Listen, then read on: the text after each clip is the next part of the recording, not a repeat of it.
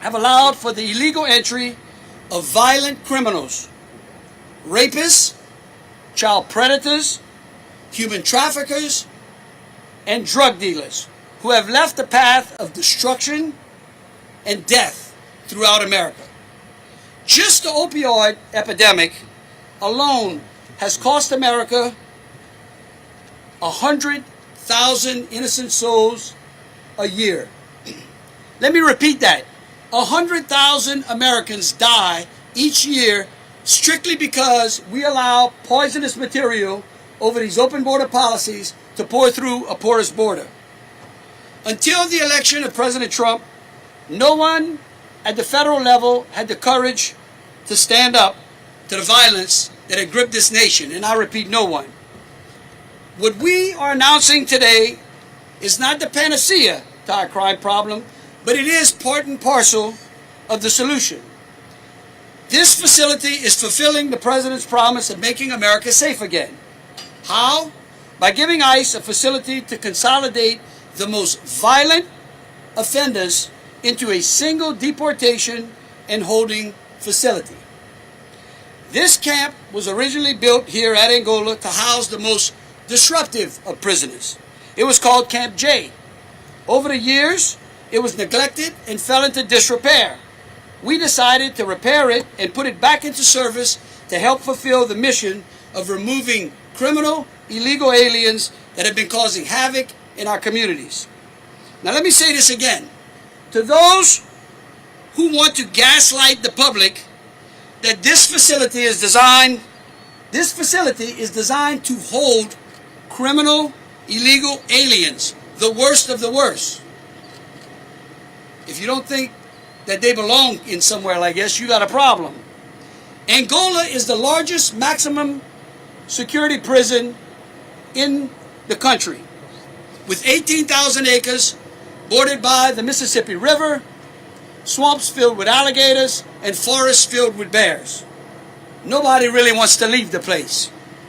The idea is to consolidate the worst of the worst criminal illegal aliens, gang members, rapists, drug dealers, human smugglers that have no place in this country. For those of you who don't know, I'm a former law enforcement officer. I actually worked in a jail. The idea is to prevent those worst of the worst criminal illegal aliens from continuing their criminal activities inside a criminal civil population. By congregating them here, we actually secure America. This camp will hold 208 criminal illegal aliens by mid-September, 51 of whom are here today. And we will have the capacity to hold over 400 in the next few months. Now I know you all in the media will attempt to have a field day with this facility, and you will try to find everything wrong with our operation in an effort to make those who broke the law in some of the most violent ways victims. I want you to know that that path only continues to lead us to the hug-a-thug policies that handcuff our police instead of the criminals, and have led to the violence across this country. However, I would ask the media, I would plead with you all, why don't you focus on the real victims, like the young boys who were molested in Kenner, Louisiana by an illegal from Honduras, or the 13-year-old little girl who was kidnapped and raped last year. Or how about Mark Dean, a 48-year-old WGNO TV producer who was killed due to the reckless driving of another illegal. Or the young Nichols female student who was randomly attacked with a hammer outside of St. Thomas's Church. These are just a few of the stories that highlight what is playing out all across America because of the Democrats' open border policies. When we allow our country to be overrun by those who have no respect for our laws or way of life, American families suffer and our communities crumble. I have said countless times that I don't know anyone who has a house without a front door. And so you don't have a country without borders. It's so refreshing to have a president and a cabinet, like the lady standing behind me, who empower law enforcement to do their jobs, to provide American families the safety they have long wanted, and finally puts America and her people first. That is why today I'm proud to stand alongside Secretary Noem, General Bondi, Deputy Director Sheahan, as we announce the opening of the Louisiana lockup, which will house the worst of the worst illegal criminal aliens. And now I would like to turn it over to my great friend, former governor, and now the Secretary of Homeland Security, Kristi Noem. Good afternoon. Today we're here at this legendary Angola prison to announce an agreement between the United States of America and the great state of Louisiana. There has never been an agreement like this one before. And it is here today at this place because President Trump has selected and built relationships with leaders across this country that don't complain about things, they fix them. And when we called up Governor Landry and told him about our need for detention space and our need to have a place where we can house some of the violent, criminal, illegal aliens that are out there perpetuating horrific activities against the families in this country, he offered us a solution.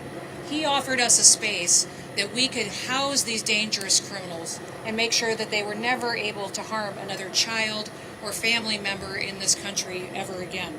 I want to thank Governor Landry for hosting us. I also want to thank our great Attorney General Pam Bondi for her willingness to consistently work tirelessly to make sure she's defending our laws and she's out there fighting for people that they have an opportunity to live the American dream.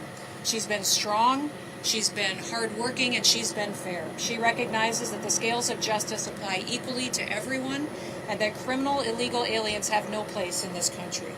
I also want to thank our Deputy Director, Madison Sheahan, for all of her leadership as well at ICE. She has been fantastic in helping us come up with solutions like the one you see in front of you today to ensure that these criminals are never let go in the United States of America again. And then we also have other leaders that we're grateful for, the warden, the Department of Corrections and Public Safety. Leaders here in this state have been absolutely wonderful in what they've done to put together this opportunity to open up today the Louisiana lockup. Our one cell block here, as Governor Landry referenced before, called Camp J, has been now repurposed into an ICE detention facility. But not just a typical ICE detention facility that you may see in another state somewhere else in this country. Instead, this facility will hold the most dangerous of criminals that have been out there harming individuals in this country. It will be high-risk alien individuals and criminals, and here are a few of the examples of those individuals that are being moved or are already here today. Omar Martinez Garcia, a 39-year-old citizen of Mexico. His criminal history includes a conviction for homicide, second-degree murder, and he was sentenced to 16 years in prison. We have Rafael Ojeda Acosta, a 70-year-old Cuban man who was convicted of rape with a weapon and forcible sodomy. He was sentenced to 60 years in prison, and he will be living here from now on. We also have Humberto Vargas Lopez, a 55-year-old illegal alien from Cuba, who's been convicted of aggravated rape, aggravated burglary, possession of marijuana and cocaine, obstruction of a public officer, and battery with a deadly weapon with serious bodily harm. Altogether, he was sentenced to 29 years in prison. We also have Julio Lavera Avila, a 30-year-old illegal alien from Mexico. He was convicted of battery, family violence, and cruelty to children in the third degree. He was sentenced to 19 years. And Olven Rodriguez Insterova, a 22-year-old illegal alien from Honduras, was arrested in March on outstanding warrants of 394 counts of pornography involving juveniles, as well as 2 counts of sexual abuse of an animal. President Trump and I are committed. We're committed to making America safe again, and that means arresting many criminal illegal aliens as possible and then making sure we're getting them off of our streets. We're bringing them to justice, and we're making our communities safer. President Trump's One Big Beautiful Bill has provided the funding for tens of thousands of new detention facilities and beds across this country. That bill also funds the 287G program that helps us build law enforcement agreements with local communities and state leaderships. With a rate of arrests and deportations as high as it's been, we need all the help that we can get to increase our detention space. Louisiana is one of several states that is stepping up to help solve these problems, but they're doing it in an unprecedented way. We now have about 200 criminal illegal aliens who are scheduled to be detained here at this facility. The capacity will be up to 400, as Governor Landry specified earlier, and since Angola prison is located on the grounds of the highest security prison in Louisiana, the citizens here have no need to worry about their safety. They will remain in this facility, and people will be protected from these criminals. So I want to thank you and all of you who care about this country and understand that this president is working every single day to address the crime, address the violence in our cities, in our communities, and is bringing people to justice and deporting people out of this country who shouldn't be here. I want to thank Governor Landry for his leadership. He declared an emergency back in July in order to start forming partnerships with us to solve these problems. And I'd also like to thank Governor Landry for his leadership in signing Operation GO, a historic 287G collaboration with Louisiana and our federal agency to arrest and to deport the worst of these criminals. And thank you also to Madison for all of our hard work for helping us get to this announcement today and the operations that are conducted by ICE officers across this country to make sure we're keeping our country safe. Madison knows Louisiana very well. She did great work for Governor Landry when she was here, and she is doing great work in the United States of America and Washington, D.C. as well. I also want to thank Gary Westcott, the Secretary of the Department of Public Safety and Corrections here in Louisiana, for all of his partnership and leadership of his agency. And Scott Ladwig, Acting Field Office Director for ICE ERO, that's in New Orleans, and special thanks to Warden Daryl Vanoy, who returned to serve as warden here at Angola last year, after he'd already served as warden once before. He knows this facility well. In fact, he probably knows it better than anyone else. May God bless all of our law enforcement officers, all the men and women who get up every day and work to protect our public safety. And may God continue to bless the United States of America. Now I'd like to introduce to you and have you welcome with me our great United States Attorney General, Pam Bondi.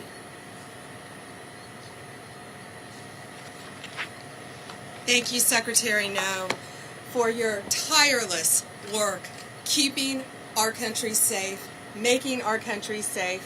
And Governor Landry, thank you for your partnership with the Trump administration to make Louisiana safe and, in turn, make America safe.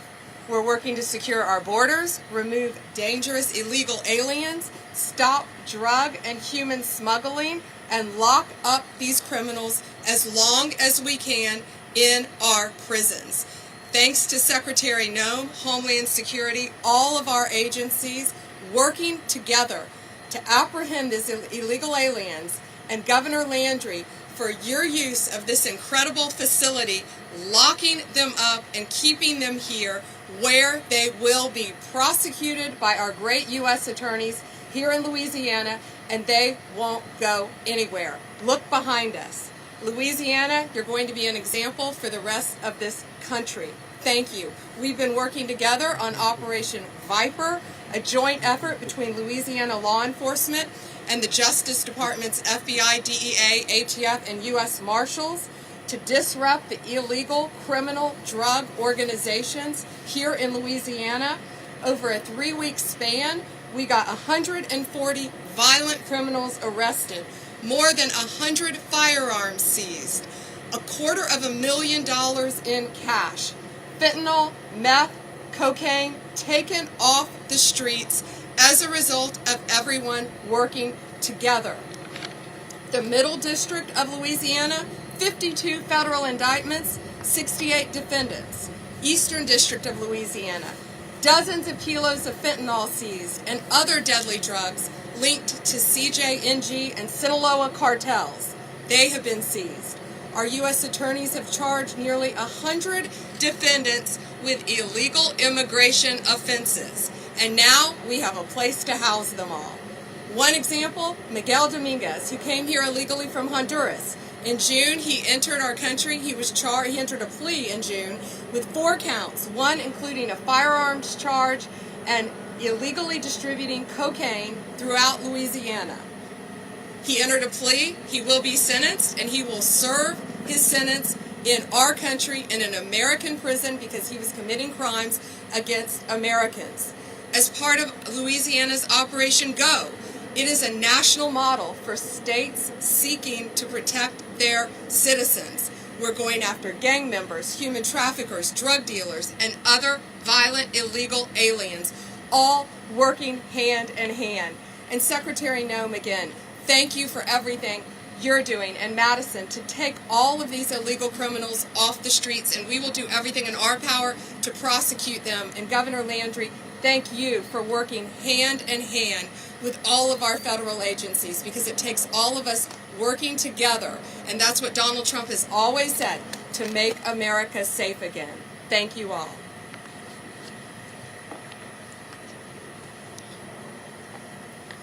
Good afternoon. Thank you all for being here. I'd like to start by thanking Secretary Noem and General Bondi. I think what this shows is the continued support that the men and women of ICE have from not only President Trump, but also his entire cabinet and our leadership to go out and do unprecedented things.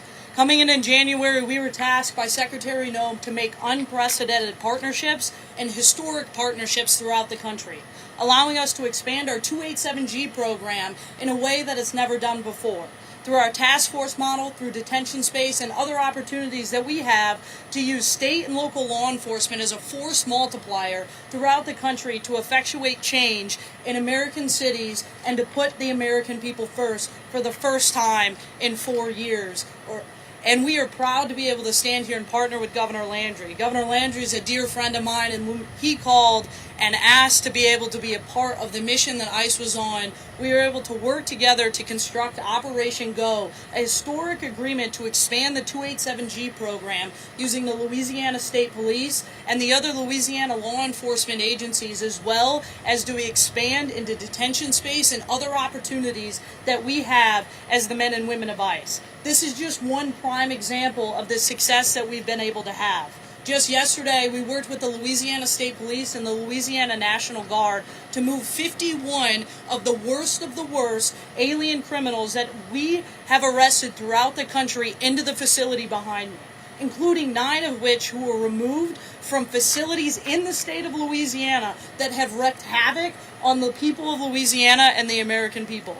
I'm proud to be able to stand here today and have the support from Secretary Noem and General Bondi and Governor Landry to be able to put together an historic opportunity to put the American people first, to allow the handcuffs to come off of ICE officers and put the handcuffs on the criminals. And you've seen us do this time and time again in cities all over this country, and we will continue to do that in the state of Louisiana, and we'll be able to bring them right here to Angola to secure them so that way they can then be repatriated to the country that they came from and no longer cause harm to the American people. Governor, thank you for doing this today. Secretary Noem and Attorney General Bondi, we are grateful for your leadership with President Trump to be able to make the Louisiana lockup happen. Thank you. In closing, I want to thank the President for appointing such unbelievable women warrior leaders like those standing behind me, who have compassion for American families whose communities have continued to crumble under the violence that has plagued this nation over the past decade or so. I also would like to thank the people of Louisiana for giving me an opportunity to make Louisiana a safe place, a prosperous place, where you want to come and raise a family. Because I always said in Louisiana that hospitality may have been born in the South, but it was perfected in Louisiana. And we want people to come to Louisiana and know that it's a safe place. Thank you. With that, we'll take any questions. We'll go from left to right. Yes, good afternoon to all of you. I'm Cesar Munoz from Jambalaya News Hispanic Radio. When you say the worst of the worst, are those the ones that are incarcerated here now, or are you going to bring them from other parts of the country? We will take whatever ICE sends us as they go through their roster of some of the worst criminal illegal aliens. How much is the federal government giving Louisiana to Homeland, to the detention center, and all they can to renovate the camp as well? Look, here's what I'll tell you. This camp was renovated and will be operated at a fraction of the cost of other camps around the nation. That was the instructions by the president.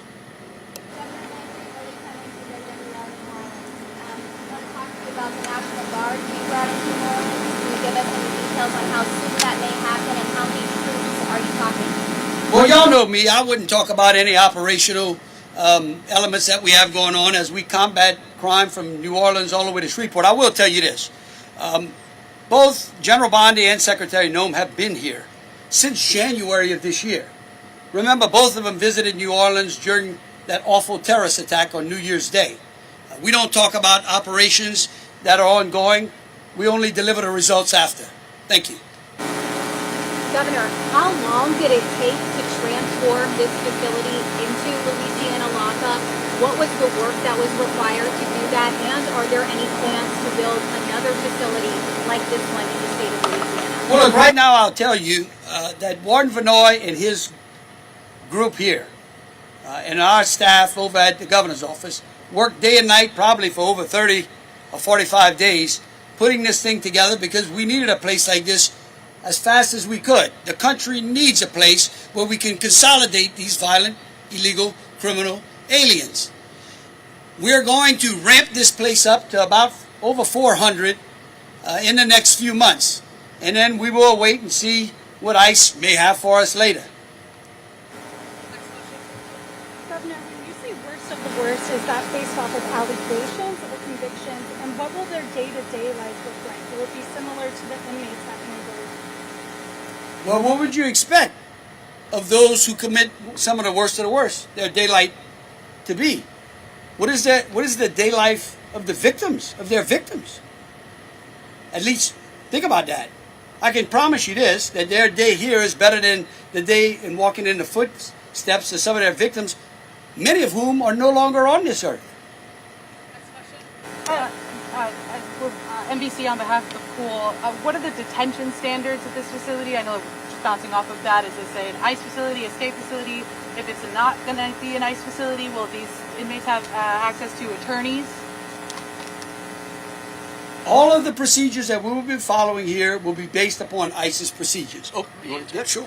So this facility will meet all of ICE's standards, including our standards to have attorneys available, and we have hearing rooms to be able to meet with your attorney as well as see an immigration judge. With Department of Justice. We also have the law library in this facility, just like every other ICE facility. This is a model for the country of what ICE is expecting from our partners, and that's exactly what we have here. You can walk into any ICE facility right now, and you're going to see the same exact standards, and they're going to be met throughout the country, just as Governor Landry did. Next question. Governor, any concerns about mixing the populations here with the normal population of Angola, or are they just going to be completely separate? Oh no, there's no mixing over here. All of the camps are completely isolated from one another. And so this camp will completely be isolated from the criminal civil population. What is the cost that the state is incurring for the renovations and the operations of this facility, and will any of it be reimbursed by the federal government? I can promise you this facility will operate in the black at a fraction of the cost that others have done. That was the instructions I got from the White House. Who will be running the day-to-day operations of the facility, and is it still set up for solitary confinement? The contract is between ICE and the Department of Corrections and Sept, and we will have ICE contractors that will help us run the day-to-day activities. Was the choice, every headline about this Angola calls it notorious. Was the decision to choose such a prison with such a reputation deliberate to make people want to self-deport? Yeah, I'll speak to that. Absolutely. There's consequences for breaking the law in this country now. The law will be applied, and that's what President Trump is doing that's so refreshing and so different from the Biden administration. The Biden administration prioritized illegal criminals ahead of American citizens, and that's not going to happen anymore. So absolutely, the most powerful thing that has convinced people to self-deport was our showing on commercials and on videos of the consequences of breaking the law in this country now. How criminals that come in here and rape people, murder people, that they will face justice and that they will face consequences and they will have to leave the United States and they'll never walk free in our streets again. So absolutely, this is a facility that's notorious. It's a facility. Angola prison is legendary. But that's a message that these individuals that are going to be here, that are illegal criminals, need to understand. Is that if you come into this country and you victimize someone, if you take away their child forever, if you traffic drugs and kill our next generation of Americans, and if you traffic our children and men and women, absolutely there's consequences. You're going to end up here. You're going to end up here because we're going to throw the book at you and everything else that we have until you're out of this country, and you no longer have the right to be free and no longer have the right to be in the United States of America. Yes, sir. Hey, so Governor, is this going to be a place for men and women? How is that going to go? No, there will only be males here. Okay, so where are the women bodies? Oh, that's a great idea. After this press conference, I'll talk about that with Secretary Noem and Deputy Director Sheahan. Great idea. Governor, crime in New Orleans is down historically. Are National Guard troops really necessary? And if so, why weren't they sent in earlier? Look, here's what I will tell you. President Trump is focused on getting control of our cities, but not doing it the way past presidents and other administrations have done, where it's temporary. What he wants to see is permanent safety for Americans. He wants our families to be able to grow up in neighborhoods under which they can allow their children to go about their business on the sidewalks and enjoy the playgrounds and not worry about bullets flying around in neighborhoods. But if it was so bad, why didn't the state send it in? One question, sorry, next question. Can I just ask about... No. Governor, question for you. Is the new immigration court that's being put up in Baton Rouge a result of this? No, that facility is an expansion. Look, the men and women of ICE are arresting people at historic numbers, and so we work with the Department of Justice and the General's team every day to make sure that we have adequate space to allow all the criminals that we're arresting to go through the proper immigration hearing process, to receive their due process, and then eventually be repatriated to their home country. And in places we have to expand. We're working beside Louisiana State Police. We've seen historic numbers of arrests through 287G program, and it's time to expand a lot of our facilities, and at the direction of the Secretary and with the help of the DOJ, we will continue to do that. Can you elaborate on the deportations after they meet with the immigration court judge here? Yes, after an alien has been arrested and they start immigration proceedings, and I think the thing everyone should remember is oftentimes the folks that we are targeting are people with executable final orders, and so most of them already have been issued an order by an immigration judge to leave this country. If they are a criminal alien and they have not gone through that process, they will go through the immigration hearing process and then ultimately be repatriated to their country and be removed as quickly as possible. The folks that are in this facility have committed heinous crimes. They're going through the immigration hearing process and then ultimately will be removed pending the judge's decision.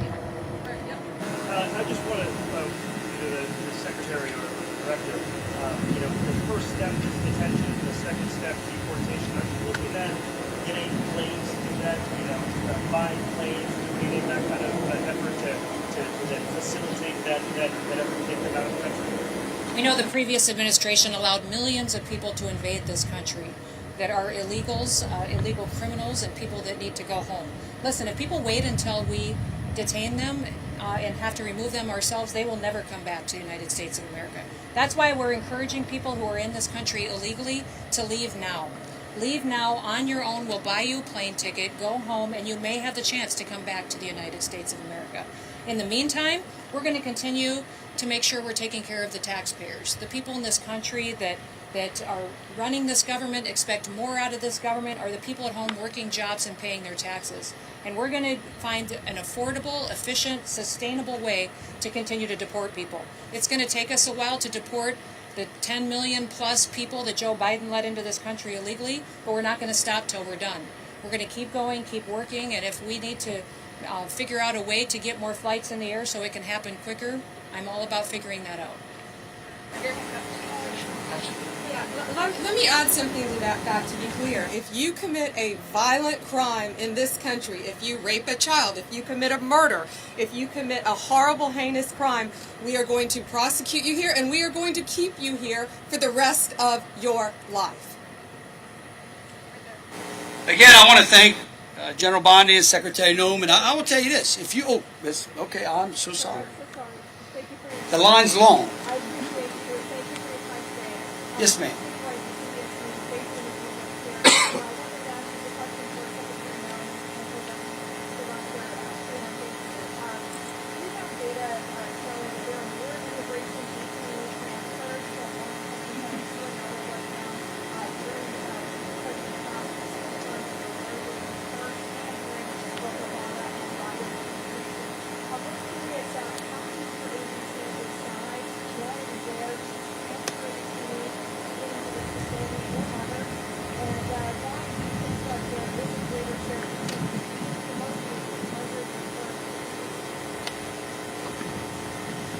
I'll say a few things and then I'll let Deputy Director Sheahan answer as well.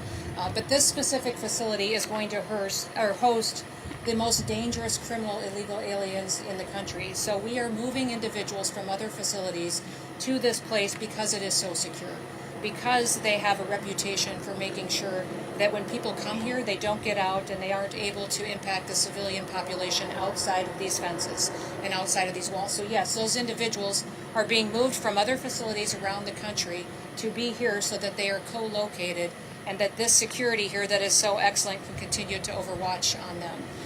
I would say that we move people to other detention facilities for logistics, based on what country they're being repatriated home to, where flights are going, what we need to do to build efficiencies, and we will continue to do that as we need to deport people out of the country and to take them back home. Any more? What, last question. Thank you so much for having that question to the Secretary. Sure.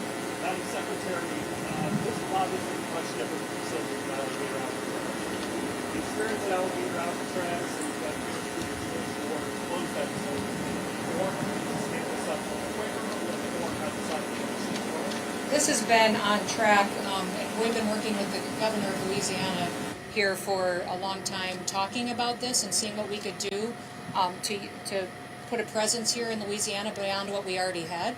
It's a different facility than Alligator Alcatraz, and listen, we're going to comply with judges' orders, but we're going to continue to appeal those decisions because we believe that was an activist judge who made a wrong decision, and we're going to continue to build partnerships with states and with local law enforcement because we find that the standards that are being met, our federal detention standards, are excellent. These states are making decisions that are good run facilities that are also more accountable, lower cost, and are responsive. They can be shorter term contracts, and they can be very, moved place to place based on where the need is as far as where we're returning people home to.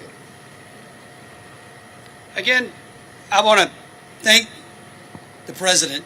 I want to thank Secretary Noem. I want to thank General Bondi. And as she said, regardless of whether you're in the country conducting criminal illegal activity or you are an American conducting violent criminal activity, if you do it in Louisiana, they are going to be working with me to put you in a jail just like this. Thank you so very much.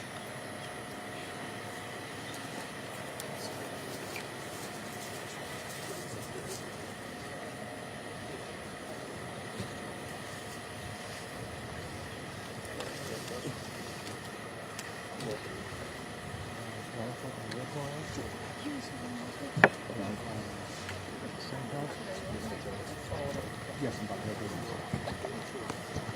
I'll grab my laptop. I'll take care of this. Okay. Adam Douglas, take the lobby also.